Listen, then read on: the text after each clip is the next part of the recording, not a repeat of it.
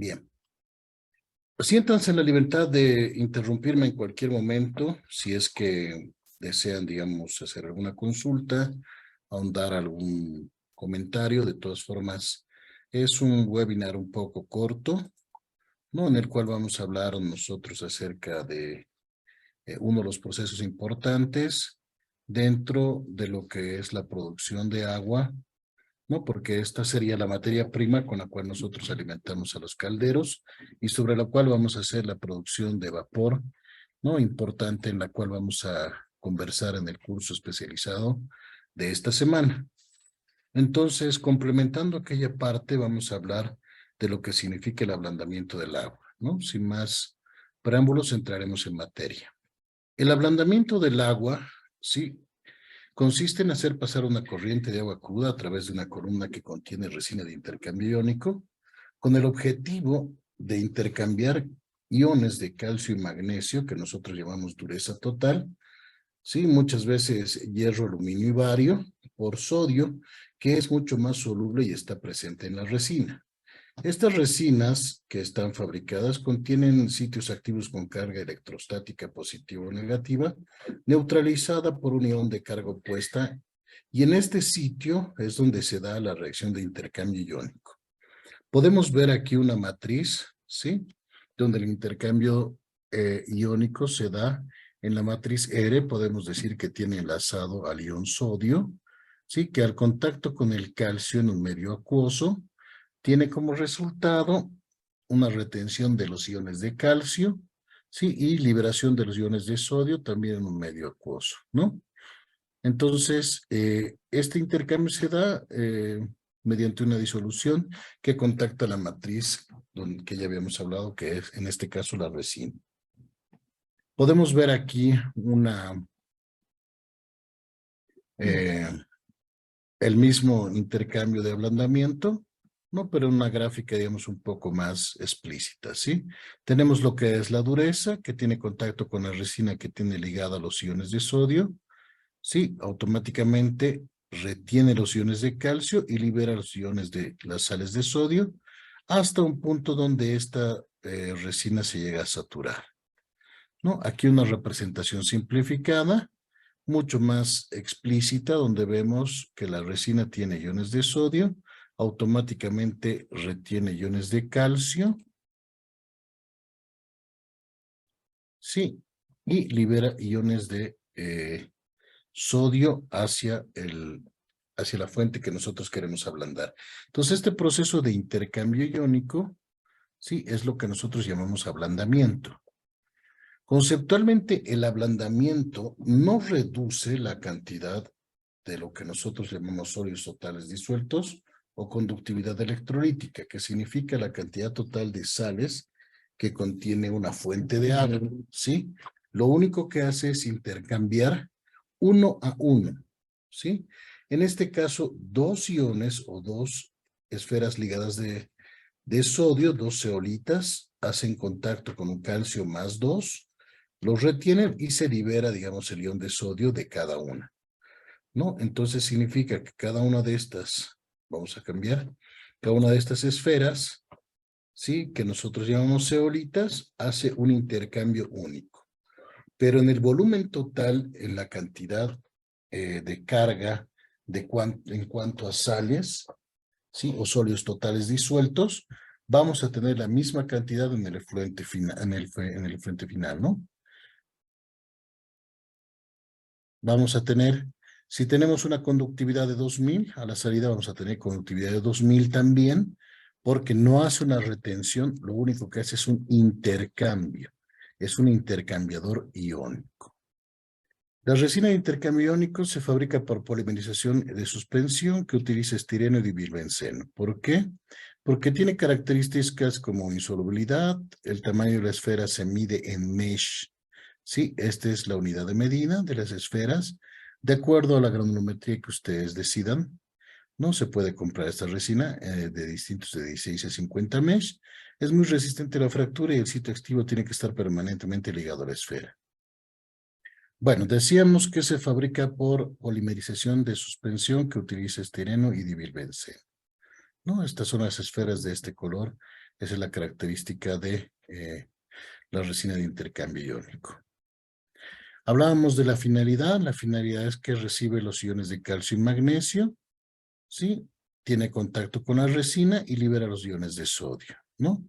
También para reducir el consumo de productos químicos dentro de lo que es un sistema de generación de vapor, ¿sí? O dentro de otros sistemas como el teñido, como el consumo humano y otros, es necesario poder considerar los iones de calcio y magnesio, que son sales que por la cantidad y la suma de sus pesos moleculares llegan a precipitar, ¿sí? Como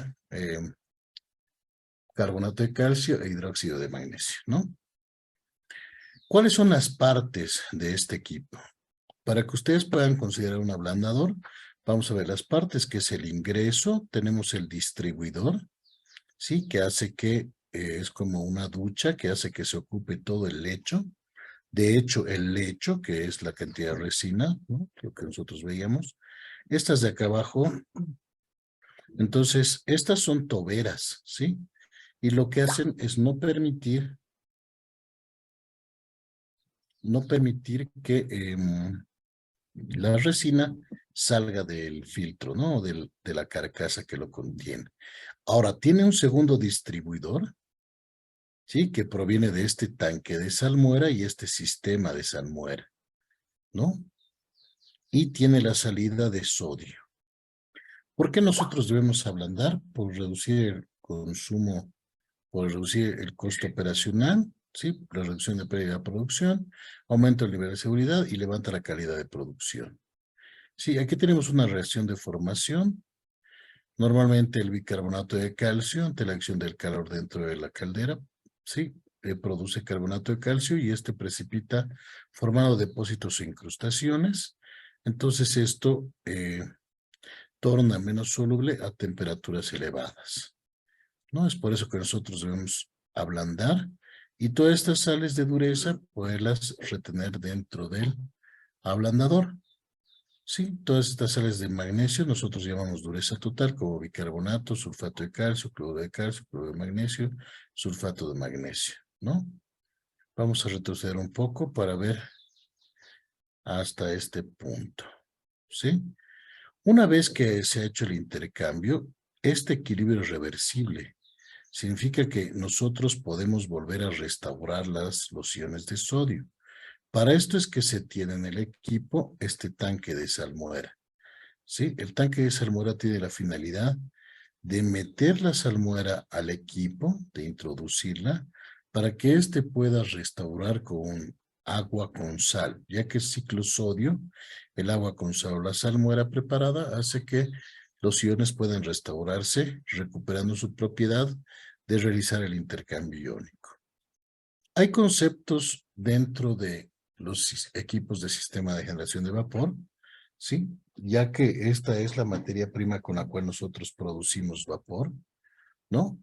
El hecho de que nosotros tengamos agua de mejor calidad nos va a garantizar que tengamos vapor de mejor calidad. Por eso es que hay conceptos en los cuales nosotros no podemos permitir el ingreso a una caldera, por así decirlo, de menos de o de más de 3 ppm de carbonato de calcio como dureza total.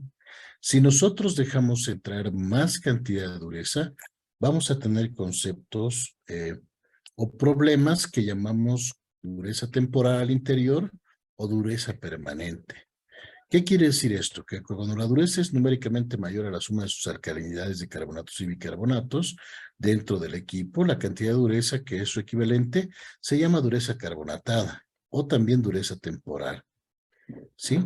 Ya que al elevarse la temperatura de agua hasta el punto de ebullición, el calcio y el magnesio precipitan en forma de carbonato de calcio e hidróxido de magnesio, respectivamente, ¿sí? Entonces, estas precipitaciones todavía se pueden controlar con un pretratamiento exterior como el ablandamiento o un tratamiento interno con productos químicos. Pero en el caso de la dureza permanente, que es otro tipo de concepto, al dejar ingresar una cantidad en exceso, esta dureza en exceso de la carbonatada se llama dureza de no carbonatos y se distingue como permanente.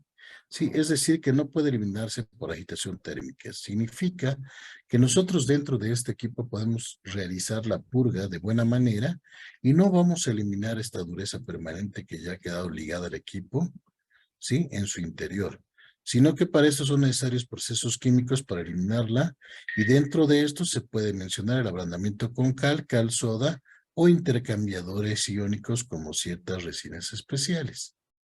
¿No? Entonces, en este caso, ya cuando tenemos la dureza permanente, sí, esta dureza tenemos que hacer un ablandamiento de esta forma, ¿no? Ya que mediante la agitación térmica no la vamos a poder retirar del equipo. Las unidades de medida, las más convencionales son los ppm de carbonato de calcio, ¿sí? Tenemos también gramos de dureza por galón, 1000 equivalentes de dureza por litro de agua, como grados franceses, sí, los gramos por galón, los grados alemanes, y lo que convencionalmente se utiliza, miligramos o ppm de carbonato de calcio. Estas son las tablas de equivalencia. Un grado alemán tiene 17.1 ppm de carbonato de calcio y 50 ppm hacen lo que es un grado francés. Nosotros alguna vez van a escuchar, digamos, que anteriormente se consideraba estos parámetros para poder manejar en grados alemanes lo que es la dureza. Pero hoy en día casi todo se maneja como ppm de carbonato de calcio porque se ha visto que es mucho mejor. Y es una medida más exacta que le da valor a este factor. Estos son factores de conversión y vamos a ir directamente a la operación del ablandador. El ablandador se llama en servicio cuando empieza, ¿sí?, a recibir todos los iones de calcio y magnesio, tiene contacto con la resina y produce el agua blanda normal. ¿Sí? Toda la dureza ingresa, se contacta con la resina, ¿sí? Se llega a hacer su intercambio y de la misma forma sale como agua blanda. ¿Sí? Entonces tenemos aquí una imagen simplificada, donde vemos el calcio y el magnesio que tienen contacto con la resina, ¿sí? Y tiene como resultado sodio, ¿no? Agua blanda. Como les decía, el normal funcionamiento de un equipo se llama servicio. Entonces, el servicio, la resina retiene iones de calcio y magnesio y libera iones de sodio. Ahora, llega un punto donde nosotros empezamos a encontrar iones de calcio en la muestra, ¿sí?, de la producción de agua blanda. Cuando automáticamente encontramos iones de calcio, nos damos cuenta que estamos en un final de ciclo. Pero no es progresivo, quiero decir que nosotros no vamos a encontrar mañana 2 ppm, pasado 4, pasado 5 y así poco a poco, ¿no? El tema de la saturación de dureza, sino que se da por el hecho de que automáticamente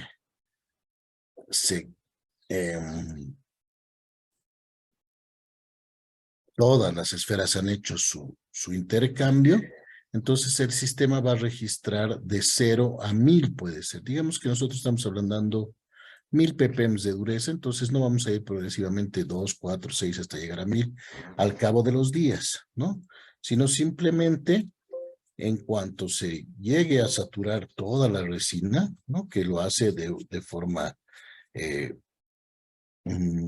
global, podemos decir, o en un solo tiempo, vamos a tener primero 0, la dureza 0, 0, y de pronto vamos a tener 500,000, ¿no? De esa forma se da. O sea, no es progresivo, a eso es lo que me quiero referir. No es un crecimiento progresivo, sino muy de forma total. Tenemos aquí algunos parámetros, decimos que de 1 a 2 ppm de dureza total como carbonato de calcio es como agua de alimentación para calderas de baja presión. Para agua potable, nosotros por encima de 30 ppm de dureza total, significa que menos de esa dureza tampoco el cuerpo lo puede asimilar. Sí, es agua, digamos, de una calidad diferente a la que es aceptable para el cuerpo. Y para uso de bebidas, 50 ppm como máximo. ¿Cómo se puede determinar si no está funcionando correctamente? Verificamos el tenor de minerales del agua, o sea, podemos hacer mediciones de dureza hasta que encontremos qué día se ha llegado a colmatar totalmente y necesita una regeneración. O básicamente podemos verificar la agua entre regeneración y regeneración, ¿sí? ¿Cómo descubrimos la causa? Verificamos los ciclos y hacemos inspecciones visuales. Una vez que sabemos que la resina se ha formatado, que ha entrado ya en su final de servicio y necesita regeneración, vamos a ver las etapas en las cuales un equipo se regenera. Sí, la primera etapa es el retrolavado, lavado en contracorriente. Nosotros llenamos con resina este recipiente, que es un filtro. Sí, lo llenamos de resina hasta un 60%, ¿no? Un 60%. ¿Por qué no más? Porque necesitamos que en el momento del retrolavado, este lecho se expanda. Sí, necesitamos que fluidice. Y al hacer esto, retira todos los reticulados que han sido rotos hacia el efluente, sí, y se prepara para tener el contacto con el agua con sal y pasar a la siguiente etapa, ¿no? El retrolavado se hace mediante de 1.5 a 4, sí, veces la cantidad de resina dentro de la columna, o mediante tiempo, tal vez de 10 a 20 minutos, depende del ensuciamiento, ¿no? Que pueda tener el agua de ingreso. La regeneración con salmuera, que es la etapa número 2, es ingresar a través del distribuidor que yo les había explicado, salmuera al 10% en el caso de que se llame salmuera fuerte, sí, o 120 gramos de sal por cada litro de resina que esté en el interior. Podemos saturar hasta un 20% en el caso de que no tengamos el volumen de resina como dato, y el tiempo de inyección de 30 a 60 minutos. El hecho de que nosotros podamos obtener agua con dureza cero se va a dar por dos factores: la cantidad de concentración de sal y dos, el tiempo de inyección o el tiempo de contacto. ¿Sí? Si nosotros no estamos obteniendo dureza cero, significa que necesitamos más tiempo de contacto. La finalidad de la regeneración: retirar los iones de dureza que están en la resina y restaurar los iones de sodio que quedan en la resina. Por último, tenemos dos etapas adicionales, que son el enjuague lento y el enjuague rápido, ¿no?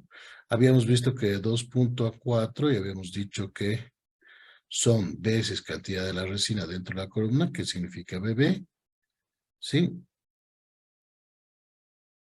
O de 2 a 7 veces cantidad de resina, sí, cantidad de agua por litro de resina, son el caudal para el enjuague lento. Una vez que hemos metido el agua con sal, hacemos un pequeño enjuague lento, sí, para circular sal por todo el ablandador, y está hecho con el mismo flujo de la regeneración.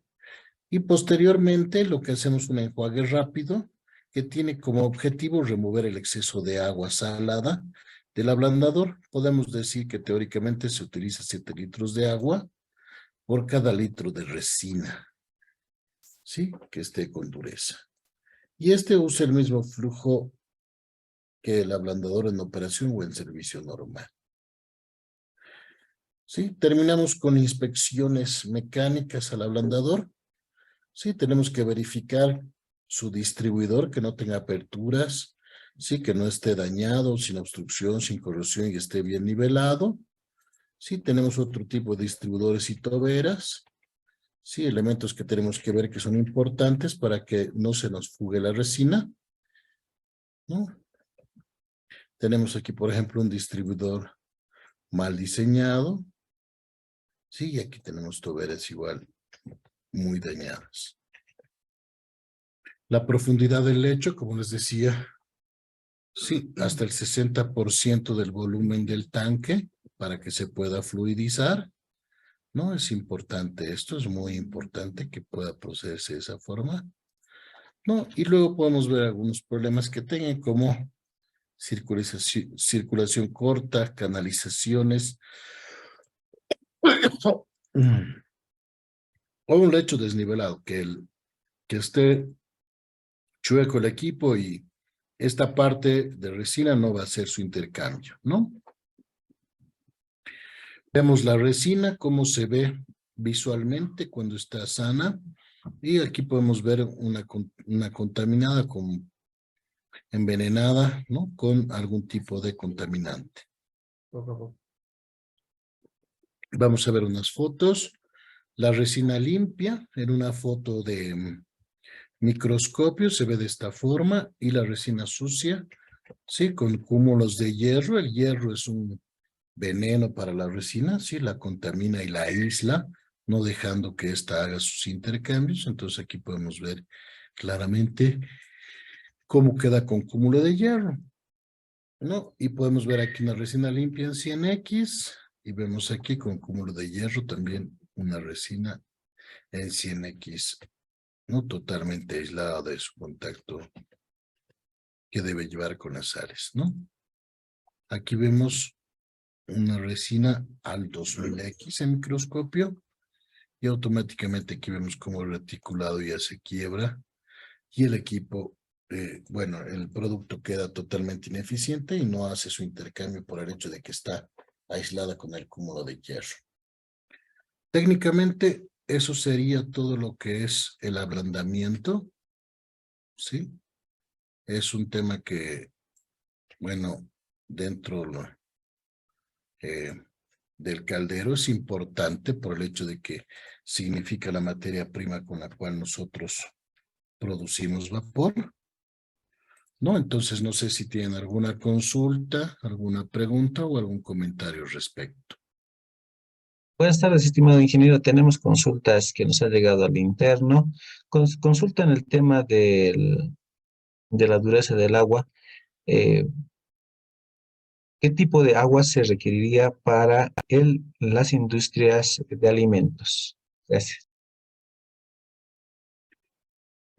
Principalmente para las industrias de alimentos, si esto tiene contacto con el producto final, no habría que ver el requerimiento, pero normalmente en lo que es la producción de bebidas, en lo que es el agua potable, ¿no?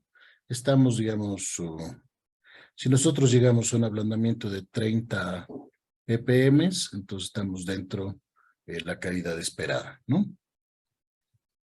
Guillermo nos pregunta qué pasa si la resina está contaminada. Automáticamente, como dijimos, la resina contaminada no hace el intercambio cuando está envenenada. Necesita hacerse una limpieza química de resinas con un surfactante y poder limpiar esta para darle un tiempo adicional de vida, ¿no? ¿Con qué frecuencia es recomendable el cambio de la resina?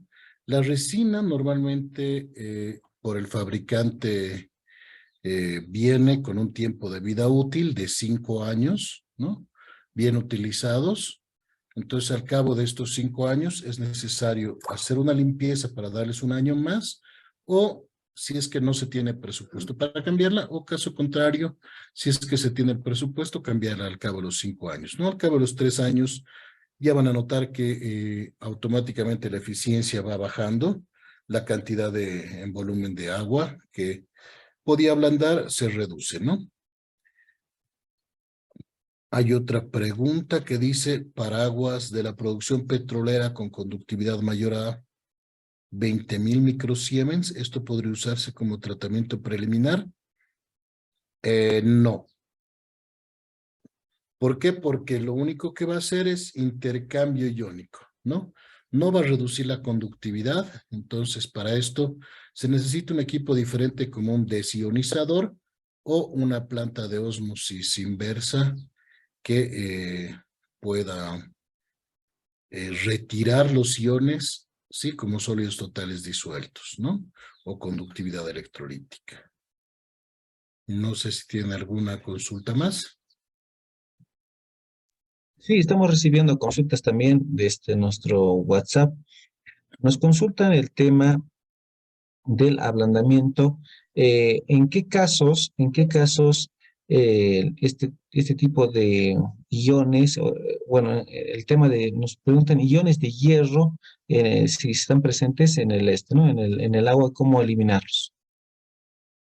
Ya, en un pretratamiento en agua industrial o ya sea agua potable, lo que normalmente se hace para el tratamiento del hierro y el ¿Hay más, manganeso, no?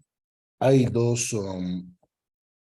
dos tratamientos que se utilizan, ¿no? Uno es la aireación, porque a través del oxígeno se puede oxidar el hierro y el manganeso, Hay o preguntas. se adiciona cloro, ¿no? Para que pueda oxidar de la misma forma estos iones y así estos no lleguen a contaminar la resina. Entonces es un pretratamiento antes al ablandamiento, es un tratamiento que se llama precloración, ¿no? Sí, justamente consultan Jorge nos consulta las sustancias o productos que sirven para el ablandamiento. Si nosotros queremos hacer un ablandamiento mediante producto, normalmente en la antigüedad no se usaba resinas, no había estas resinas poliméricas de zeolita. Lo que se hacía era un ablandamiento con cal o con soda cáustica, ¿no? La soda cáustica es un producto que ablanda el agua mediante reacciones químicas, ¿no? Entonces se puede utilizar esos productos, pero es estequiométrico, tiene que haber un cálculo bastante mm, preciso para poder utilizar estos productos. Carlos nos consulta, ¿para qué tipo de procesos industriales la dureza del agua tiene un valor importante? Primero para la producción de vapor, ¿no? De hecho, para la producción de agua potable, sí, la norma 512 también nos marca unos límites en los cuales nosotros podemos consumir esta cantidad de sales. Sí. Después en la producción de bebidas, en el teñido, en bastantes industrias es que se marca la importancia del ablandamiento, ¿no? Son procesos en los cuales nosotros vamos a eliminar todo lo que son incrustaciones, sí, casi en un 50% de la fuente final de uso, ¿no?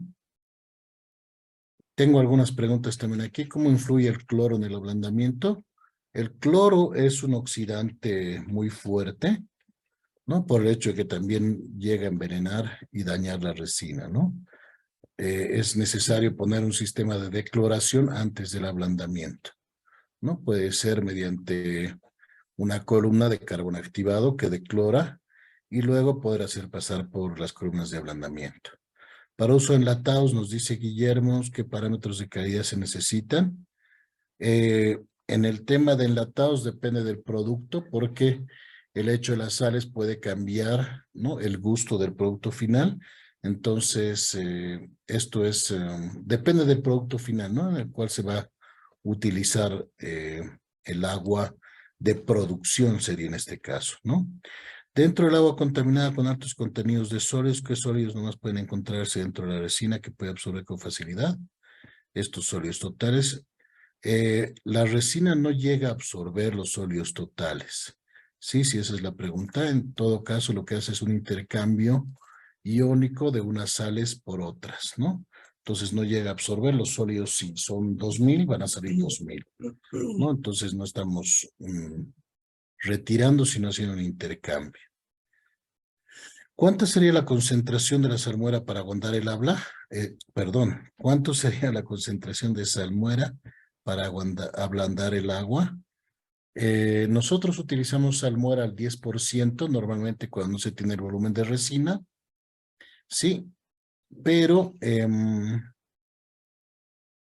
para lo que es la salmuera, para cuando la resina tiene ya más tiempo de vida, entonces se puede llegar a concentrar mucho más lo que es la concentración de sal, ¿no? Luego dice, Guillermo nos pregunta en sardinas, ¿no? Para los enlatados en sardinas, ¿qué parámetros de calidad se necesitan? Eh, bueno, esto es un poco específico, Guillermo. Tendríamos que ver qué calidad de agua están pidiendo y cómo nosotros, dependiendo de la fuente que está viniendo, cómo la podríamos tratar. En este caso, el agua blanda para sardinas, no tengo un dato real, pero puedo investigar y darte una respuesta más concreta. Voy a pasarte mis datos en un segundo. Otro dice las almohadas especificaciones que estén para prolongar la vida útil de la resina. Normalmente, para que podamos nosotros aumentar la vida útil, tenemos que poner un sistema de filtración, uno de decloración, y así nosotros podemos darle más vida útil a la resina, porque no va a ser la vez de envenenamiento y la vez de filtro reteniendo sólidos, ¿no? ¿Cuáles son las proporciones ideales para preparar la salmuera? Teóricamente, 120 gramos de sal por cada litro de resina y podemos concentrar hasta 240 dependiendo si la resina es nueva o es un poco, ya tiene años de uso, ¿no? Por ejemplo, para calderas dice cuáles especificaciones técnicas que debe tener para prolongar la vida útil. En los calderos hay que tener un sistema de pretratamiento, ¿no? Luego un sistema de ablandamiento, como te digo, poder controlar lo que son los sólidos suspendidos, todo el ensuciamiento y la turbidez, y también todos los iones de cloro que puedan venir con un sistema de decloración, ¿no? Así nosotros podemos prolongar la vida útil de la resina. Y bueno, si en el caso tuviera hierro, aluminio u otros metales, entonces poder oxidarlos estos en el mismo sistema de pretratamiento para que la resina nos pueda dar más tiempo de vida útil. ¿Cada cuánto se debe ver el agua, verificar la dureza?